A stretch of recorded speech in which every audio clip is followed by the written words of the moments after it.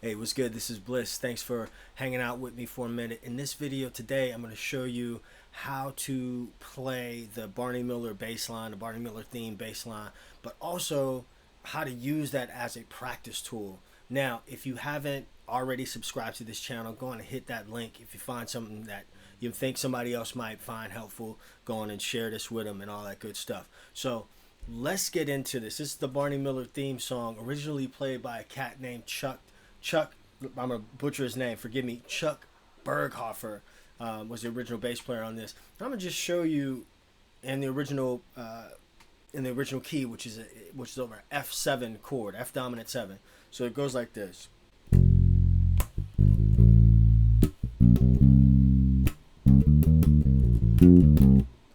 Play that again.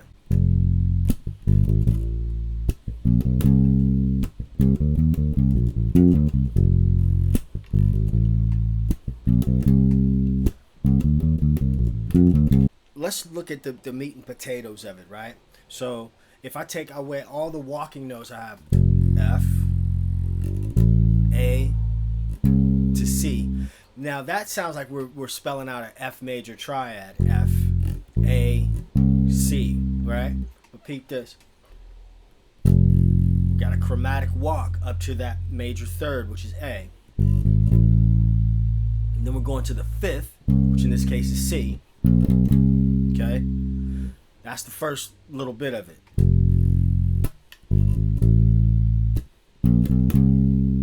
Okay, now the fingering that I'm using is viewing that F7 chord from the first finger. Let's look at the run that brings us back from this two measure idea. So now, notice how I did this shift to my first, from this finger, from my ring finger to my first finger. Okay, that's one way to look at it. Now I'm going to show you another way of looking at that, and then we're going to move it around the cycle of fourths. So if you're not hip to the cycle of fourths, there's tons of information out there around about that, so I'm not going to go totally in depth about that right now. But check it out. I'm going to go from C to F, B flat, E flat, A flat, D flat, G flat, B, E, A, D, G, and then back to C. That's all the keys, right? So now I'm going to look at this from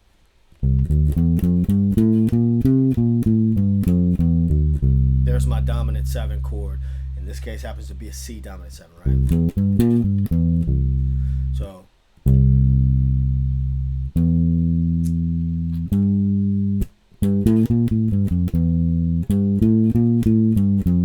that run is going to be 5, 6, 7, 6, 5, 4, 3, then the octave, 6, 5.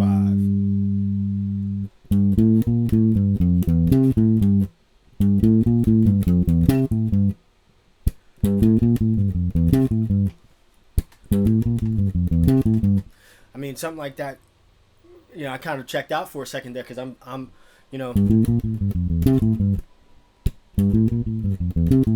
I remember when I was a kid trying to learn, you know, because that was a regular show when I was a kid, trying to figure that out. And one of the things was hard to retain it because I didn't really know what it was made of. I didn't know at the time that, you know, this is a dominant 7 chord and all that stuff. So using consistent fingerings gets this stuff kind of locked in your memory, right? And in your muscle memory. So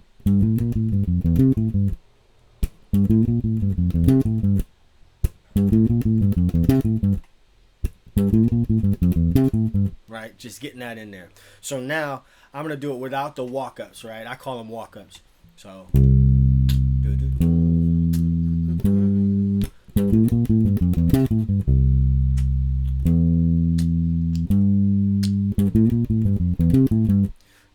Now I'm going to add those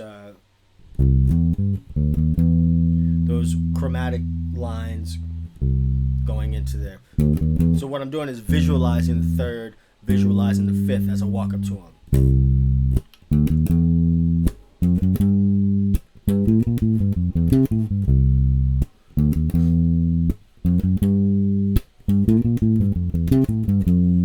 Now I'm going to go to the next key, which is F. I'm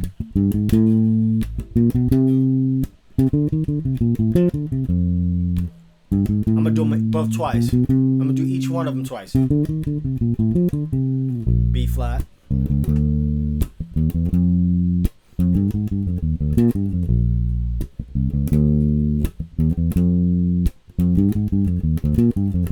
E flat.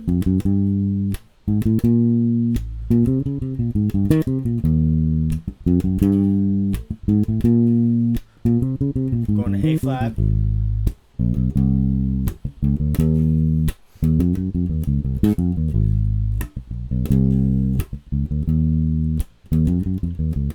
D flat.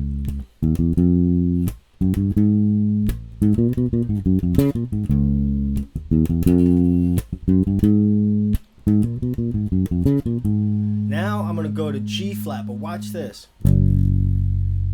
I can't do the same chromatic walk from below, so I'm going to change my fingering approach. That looks more like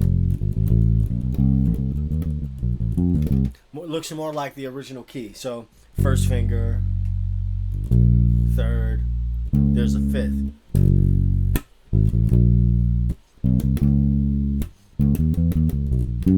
I'll tell you another little sidebar too. I don't normally, I've been playing the P bass a little bit more, but I got the flat wounds on there and stuff, and so when you're used to playing, you know, low action and regular round wound strings, playing the flat wounds is a little bit of a workout. So I'm building up, I'm getting used to it. So, but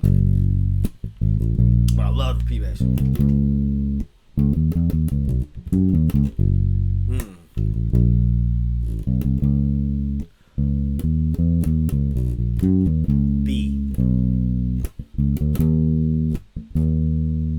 Sorry, brain fart.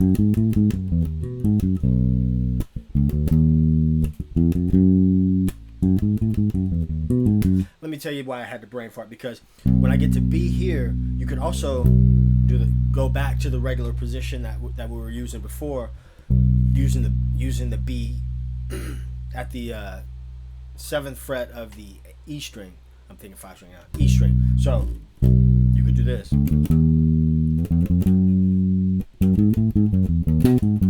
Right? And now we're at E.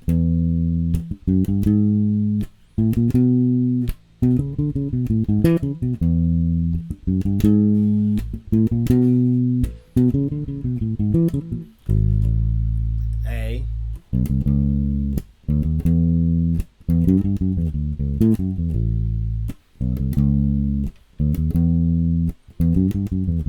D.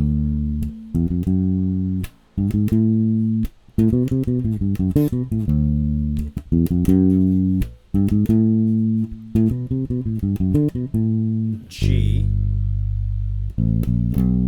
Got to play a little bit of open string right there. Play that A open, or come back here if you want. First finger.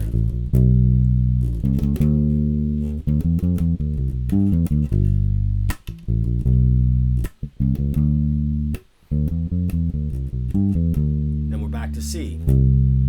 Right? So one of the things that I think is really useful is, you know, when you take an idea like that and you start moving it around in different places, changing the key, looking at fingerings different, you start to take ownership of whatever that part is, and then you can start adding it into your own solos, breaking it apart for your own licks and lines and different things like that. So as opposed to just learning the line, learn the line, move it around, try different fingerings, and see what happens. I wonder how many different fingerings can you come up with. Hey, look, if you dug this video, if you dig what's happening on this channel, please hit that subscribe button. I can't even talk. Hit that subscribe button, hit that like button, hit that share button, you know what I mean? Tweet, all that good stuff.